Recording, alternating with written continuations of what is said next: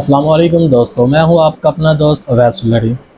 आज एक भाई का क्वेश्चन है जी, how to calculate tax on sale of property. जिस प्रॉपर्टी की रजिस्ट्री ना हो वो और वो स्टाम्प पेपर पर सेल की हो और कैश बैंक में रिसीव हो तो टैक्स रिटर्न में कैसे डिक्लेयर करें इन कैश इनफ्लो की। तो भाई का क्वेश्चन ये है कि एक प्रॉपर्टी है जिसमें रजिस्ट्री नहीं है और वो स्टाम्प पेपर पे सिंपल हमने ली हुई है और आगे वो हमने इसी तरह ही सेल कर दी है, तो उसका कैश अब आया तो कैश को हम किस तरह अपनी रिटर्न में वेल्थ स्टेटमेंट में लिखें।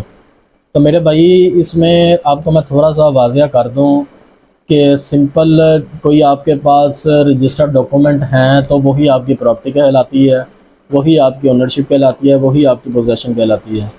अगर आपके पास सिंपल एक स्टाम्प पेपर है जिसमें उसमें लिखा गया है ये आपकी प्रॉपर्टी है, इसमें ही आपका कब्जा है, ये तो नहीं है क्योंकि वो रजिस्टर्ड कोई नहीं है।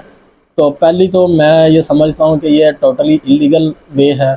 ठीक है, अगर आपको कल को एफबीआर में कोई जाना पड़ जाता है इस हवाले से, कोई नोटिस की तमील के लिए किसी भी सूरत में, तो वो स्टाम्प पेपर की हद तक आप उसको ओनरशिप साबित नहीं कर सकते जब तक आपके पास कोई ओनरशिप बाकायदा रजिस्टर्ड डॉक्यूमेंट मौजूद ना हो।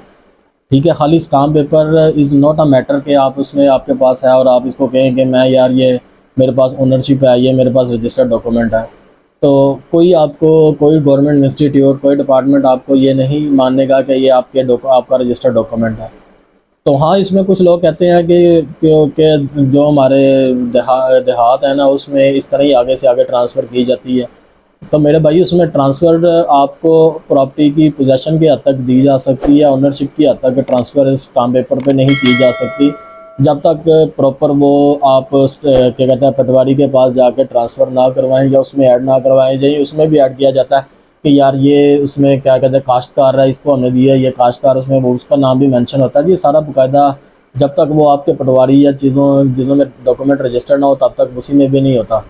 तो बाकी इसको अब उन्होंने क्वेश्चन किया कि अगर हमने सेल कर दिया कैश में तो इसको बैंक, तो इसको अपनी वेल्थ में कैसे लिखें। तो मेरी जान, तो इसमें मैं तो यही समझता हूँ कि आपको इसको डिक्लेयर करनी भी नहीं चाहिए, और अगर आपने डिक्लेयर की हुई है तो आप इसको कैश में अब कैसे लिखें। तो इसमें यही है कि डिक्लेयर की हुई को आप डिलीट कर दें, वो ऑटोमेटिक जितनी अमाउंट आपने मेंशन की होगी वो आपकी कैश में आ जाएगी।